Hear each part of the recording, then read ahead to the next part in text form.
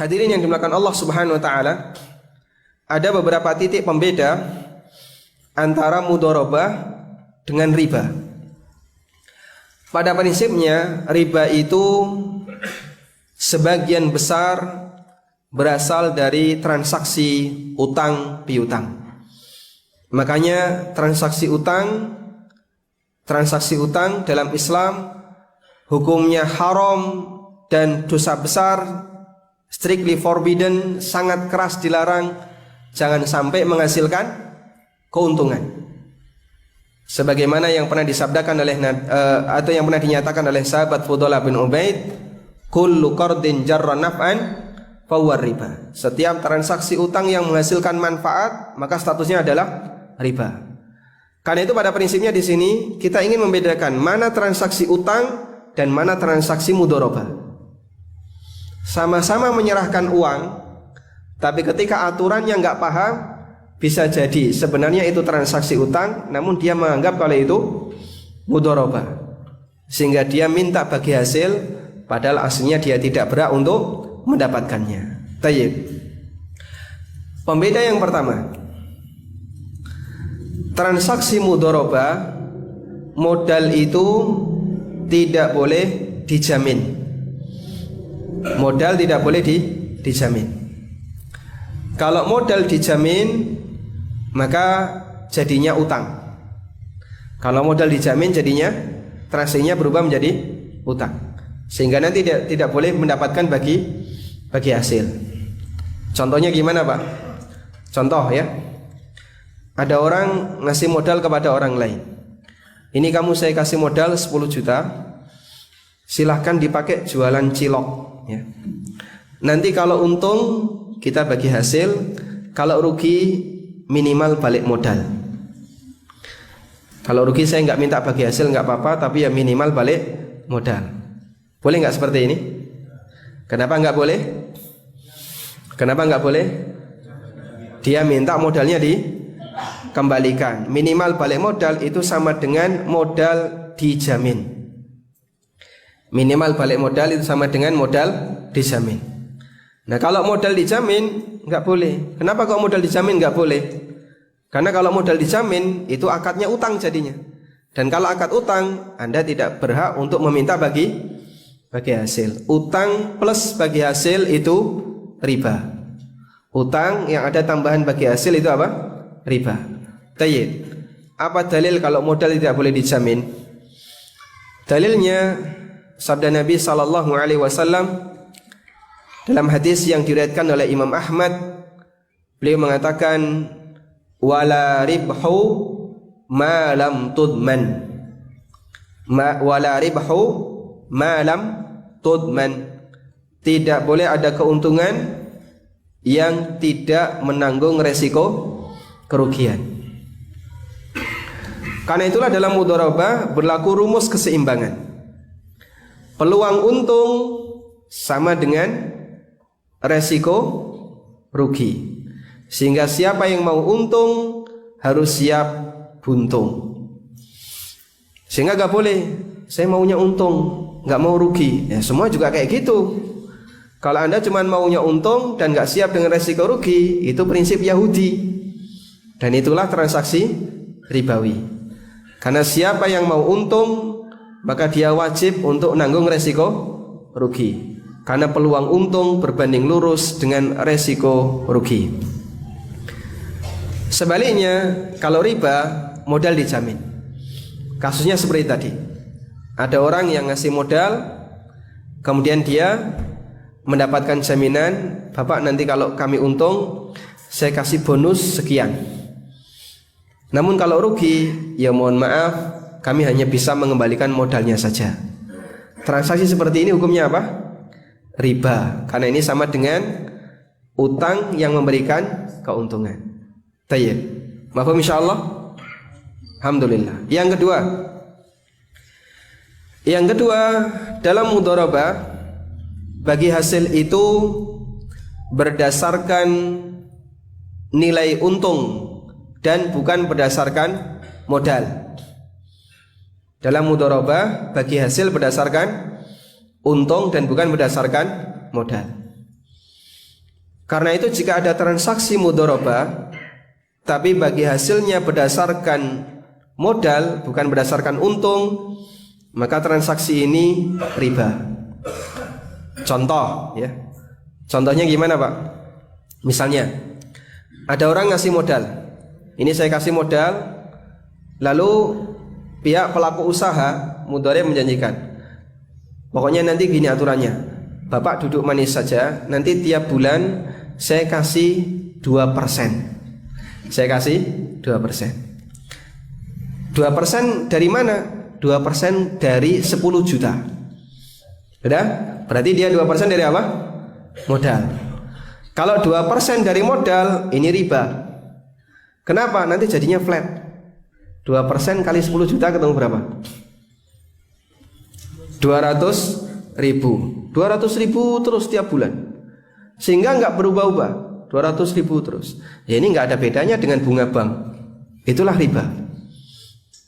Tapi yang benar gimana? Bagi hasil itu berdasarkan keuntungan. Sehingga perlu Anda bedakan, yang fix itu nisbah bagi hasil, itu fix. Saya dikasih berapa besok? Bapak saya kasih 40%, itu fix. Baik, setuju. Tanda tangan 40%. Nah ini boleh tidak berubah. 40% kali apa? Kali modal. Ya bangkrut. Sebulan langsung 40%, 3 bulan balik modal plus tambah untung, langsung kukut usaha yang dijalankan. Dan gak bakalan mungkin kalau kali modal nilainya besar. Pasti 40% itu kali hasil, kali untungnya. 40% dari untung. Baik, fix 40%. 40% karena kali untung, berarti nanti nilainya fix atau fluktuatif? Kenapa fluktuatif? Karena faktor kalinya fluktuatif, nggak jelas. Sehingga bisa naik, bisa turun, naik, turun, turun, turun ya. Tergantung dari suasana usaha yang dia jalankan. Berbeda dengan nilai yang dia dikalikan dengan modal. Makanya kalau ada ajakan bagi hasil dan Anda dikasih janji nanti dapat porsi yang presentasinya kecil, rata-rata di bawah 5 atau 10%, Bapak nanti saya kasih 5% atau saya kasih 3%, wajib dicurigai. Tapi kalau Anda dikasih gede, saya nanti dapat berapa? 30%, insya Allah ini syar'i. Jadi semakin gede semakin syar'i, semakin kecil semakin riba. Mudharabah itu semakin besar bagi hasilnya semakin mudharabah, tapi semakin kecil semakin riba. Karena kalau kecil itu nggak mungkin dari hasil, pasti dari untung, dari modal. Sehingga Anda nggak bakalan mau kasih 100 juta, Bapak nanti saya kasih 2% tiap bulan. 2% dari apa? Dari untung. Rugi. Anda nggak bakalan mau, pasti Anda akan minta lebih, 20% atau 30%. Bisa dipahami insya Allah. Kemudian juga dalam mudharabah, nilai bagi hasil itu tidak pasti, dalam arti fluktuatif. Terkadang besar, terkadang kecil. Kenapa? Karena yang namanya hasil tidak ada yang tahu kecuali Allah. Ini masuk dalam ranah takdir. Orang nggak ngerti. Karena nggak ngerti, tergantung kepada takdir dan rezeki manusia itu sesuai kehendak Allah, maka bisa nilainya besar, bisa nilainya kecil. Sehingga dalam akad mudharabah, nilai bagi hasil itu fluktuatif. Sebaliknya kalau riba, ciri khasnya dia flat. Bapak silahkan kasih modal 100 juta, nanti insya Allah tiap bulan sudah masuk ke rekening 500 ribu.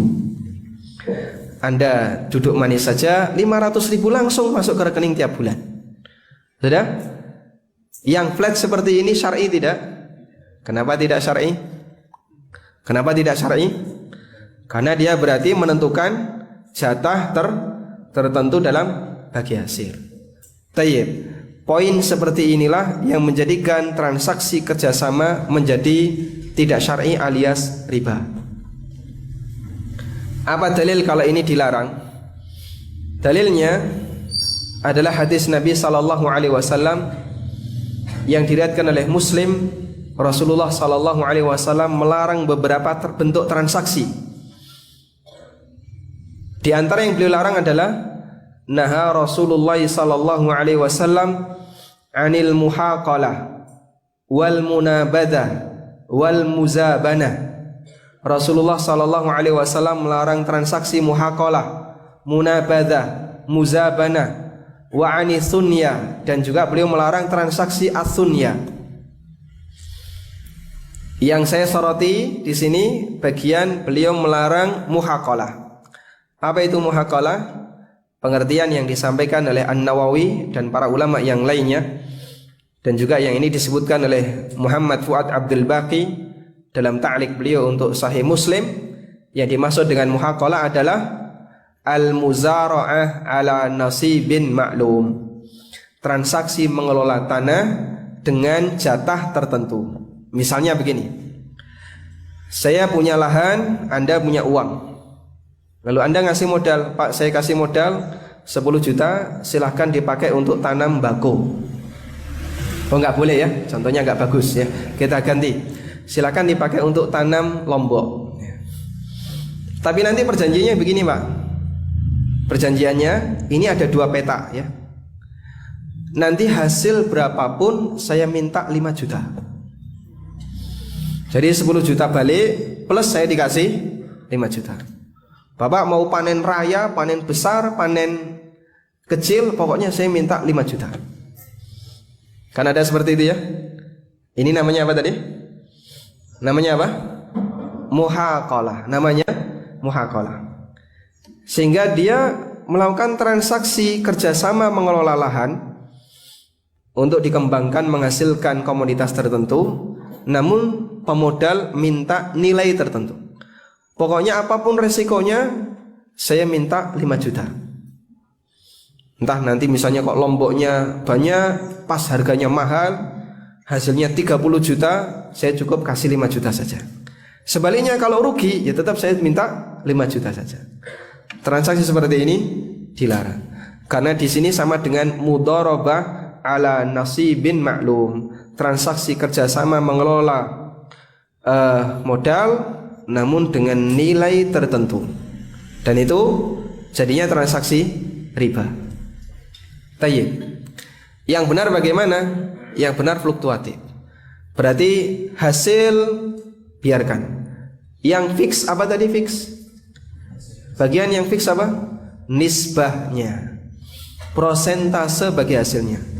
Sehingga yang diminta di situ pemodal dikasih berapa persen, pengelola berapa persen. Pemodal misalnya 40%, pengelola 60%, atau sebaliknya. Dan angka seperti ini sifatnya teknis. Dalam arti begini, sesuai dengan kesepakatan. Islam tidak memberikan aturan baku. Apakah harus 30%, 70%, ataukah 40, 60, atau 50, 50? Jawabannya bebas. Ini masuk dalam masalah apa? Teknis. Artinya kembali kepada kesepakatan masing-masing pelaku usaha. Anda boleh 30, 70, 40, 60, yang penting tidak 70, 80 ya. Baik. Selanjutnya, perbedaan berikutnya, yang keberapa? Perbedaan yang keempat. Perbedaan yang keempat dalam transaksi mudharabah dengan transaksi riba. Dalam transaksi mudharabah, di situ ada ketentuan bahwa unit usaha yang dijalankan oleh pengelola atau oleh mudharib harus jelas, dalam arti terukur. Artinya sama-sama dipahami antara pemodal dengan pengelola. Karena itu kalau unit usahanya nggak jelas, maka ini salah satu di antara ciri riba. Karena kita tidak bisa mengukur resiko dan tidak bisa mengukur peluang untung. Sebagai contoh, ada orang yang mengumumkan crowdfunding, menarik dana dari para investor, crowd investment. Bagaimana cara menarik dana dari para investor? Silakan Bapak Ibu yang punya duit nganggur, dimodalkan ke kami, nanti akan kami jalankan untuk usaha. Sudah Bapak Ibu nggak usah tahu usaha apa yang kami jalankan, yang penting pokoknya usaha kami halal. Ya, entah usaha kami ini usaha yang real atau usaha yang gaib, wallahu alam. Ya. Pokoknya usaha kami menguntungkan. Prinsip seperti ini nggak boleh. Karena dalam mudharabah harus jelas unit usahanya. Sehingga kalau nggak jelas, ini salah satu di antara pelanggaran dalam mudharabah, dan nanti bagi hasilnya bisa bermasalah. Pokoknya para pemodal dijanjikan bagi hasil, usahanya apa? Gak ngerti. Dan ini yang paling semarak di masyarakat kita. Anda terkadang atau banyak di antara tawaran-tawaran yang tersebar di masyarakat, yang kalau secara perhitungan itu mustahil, gak masuk akal. Tapi banyak orang yang percaya. Dan ternyata kalau kita telusuri, sebenarnya yang terjadi bukan akad mudharabah, tapi money game, permainan uang. Permainan uang. Contoh yang paling sering kita, atau yang kemarin sempat semarak ya, tentang masalah pengembangan jabon, jati bonsor. Sudah pernah dengar ini?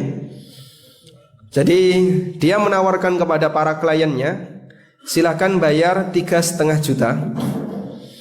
Nanti biaya ini akan kami gunakan untuk beli bibit. Lalu bibit itu akan kami kembangkan, terus kami jual. Tapi di situ ada iming-iming. Kalau Anda bisa mendapatkan downline, maka per downline kami kasih 500.000. Sehingga kalau saya daftar bayar 3,5 juta, kemudian saya ajak murid-murid saya yang SD ya, ayo minta kepada bapak ibunya masing-masing 3,5 juta, daftar di sini. Nanti kita akan kembangkan bisnis, unit usahanya adalah pengembangan jati. Maka 7 orang tutup modal, dan saya bisa mendapatkan hak 1 unit jati yang akan dikembangkan. Ini mudharabah bodong ya. Memang nggak ada realnya. Anda bisa bayangkan, mustahil ngajak orang sebanyak-banyaknya kemudian nanti akan dikembangkan untuk menanam jati. Di mana lahannya? Dan mana buktinya? Terus bagaimana peluang jati itu bisa bertahan hidup sampai besar? Sehingga hampir mustahil. Belum lagi kita tidak terkena biaya perawatan. Terus pokoknya wani mati 3,5 juta ya. Tanam saja 3,5 juta, nanti hasilnya bagaimana? Anda akan dapat untung nanti jadi 5 juta. Nah, ini transaksi mudharabah yang batil. Dan ternyata sebenarnya itu cuman money game. Bagaimana akal-akalan bisa meraup dana dari umat 3,5 juta kali sekian ratus orang, sekian ribu orang, kemudian uangnya dibagi-bagi 500.000, terus uang ini wallahu alam entah bagaimana caranya agar nanti bisa dikembalikan kepada para pemodal senilai 5 juta. Dan peluang gagalnya besar, karena tidak ada unit usaha real yang berlaku di situ. Tayyib. Karena alasan inilah kenapa mudharabah di bank syariah belum memenuhi kriteria. Anda ketika masuk di bank syariah betul diberi edukasi terlebih dahulu oleh CS-nya ya. Oleh CS-nya di sini ada 2 pilihan produk kami, antara wadiah atau mudharabah. Kemudian dikasih presentasi yang kurang lebih hanya 15 menit, dan Anda pokoknya diminta dong radong kudu dong. Pokoknya harus paham. Singkat cerita, misalnya Anda memilih mudharabah, di situ dijanjikan akan ada bagi hasil. Pernah nggak bank bercerita, lalu kalau saya ngasih modal ini misalnya 10 juta ke bank, saya naruh duit ini 10 juta ke bank sebagai mudharabah, unit usahanya bank itu apa? Bank nggak bisa menjelaskan, karena memang mereka tidak punya usaha real. Sehingga posisi bank, dia mau mengembangkan usaha apa? Bank tidak jual beli barang, bank tidak punya usaha real. Yang bisa dilakukan oleh bank hanyalah mengalihkan dana itu kepada mudharib yang lain, kepada pengelola yang lain. Dan itu pun kita tidak dapat laporannya. Makanya model seperti ini tidak memenuhi kriteria mudharabah yang syar'i. Kesimpulan ini bisa kita tarik dari penjelasan yang disampaikan oleh Ibnu Rushd. Beliau mengatakan bahwa ulama dari berbagai negeri ajma'a kullu ma nahfadhu min ahli ilmi fil amsar. Para ulama yang kami ketahui dari berbagai daerah telah sepakat bahwasanya tidak boleh dilakukan bagi hasil dalam mudharabah kecuali dengan kehadiran sahibul mal. Artinya para ulama mensyaratkan dalam mudharabah harus ada transparansi. Sehingga kalau tidak ada transparansi, maka ini mudharabah yang tidak memenuhi standar ijma' ulama sebagaimana yang tadi disampaikan oleh Ibnu Rushd. Saya betul tidak bisa memberikan dalil Al-Quran dan Sunnah, tapi Ibnu Rushd menyampaikan adanya ijma' dalam masalah ini. Dan ijma' termasuk dalil. Apa dalil kalau ijma' adalah dalil? Dalilnya firman Allah, fa in tanaza'tum fi syai'in farudduhu ilallahi war rasul.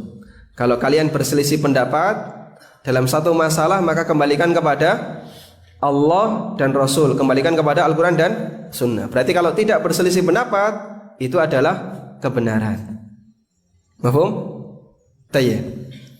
Karena itu berdasarkan penjelasan yang disampaikan oleh Ibnu Rushd, maka dalam transaksi mudharabah, siapa yang ingin mengembangkan usahanya kemudian dia memberikan dananya kepada seorang pengelola usaha, di situ harus ada penjelasan jenis usaha apa yang dijalankan. Dan masih banyak tawaran-tawaran seperti ini yang sebenarnya itu hanya bersifat manikim. Tayyib, saya tidak akan melebar membahas masalah gharar, karena kalau gharar nanti kajian kita butuh waktu yang panjang. Sehingga tentang manikim sebenarnya di sini bias antara posisi riba ataukah posisi gharar, dia bisa didekati dari larangan gharar dan juga bisa didekati dari larangan riba. Prinsipnya kalau dalam transaksi yang mengatasnamakan mudharabah, tapi di situ tidak ada usaha real yang bisa dijalankan dan tidak ada usaha yang terukur di situ, maka Anda wajib untuk menghindarinya. Tayyib.